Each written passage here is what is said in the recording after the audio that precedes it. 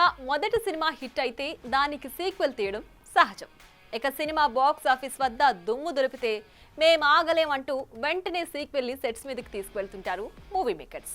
అయితే కలెక్షన్ల వర్షం కురిపించిన ఈ పాన్ ఇండియా మూవీకి ఇప్పుడు సీక్వెల్ కాకుండా ప్రీక్వెల్ తీస్తున్నారు మేకర్స్. ఈ క్రమంలో సినిమా షూటింగ్ జోరుగా సాగుతుంది కూడా. అయితే తాజాగా ఈ సినిమా ఆగిపోయిందని, రిలీజ్ డేట్ పోస్ట్ పోన్ అయ్యిందని వస్తున్న వార్తలపై ఇలా క్లారిటీ ఇచ్చింది చిత్ర యూనిట్.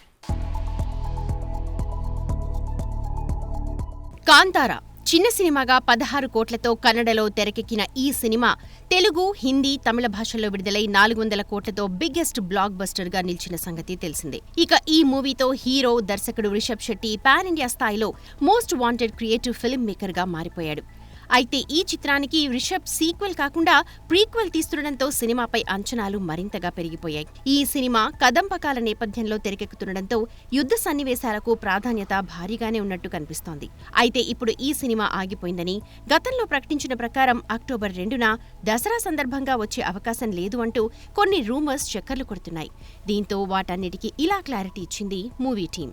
సినిమా ఆగిపోవడం లాంటిదేమీ లేదని, ముందుగా అనుకున్న దాని ప్రకారం అక్టోబర్ 2, 2025న విడుదల అవడం పక్కా అని అభిమానులు ఇలాంటి రూమర్స్ ఏవి నమ్మొద్దని చెప్పుకొచ్చింది.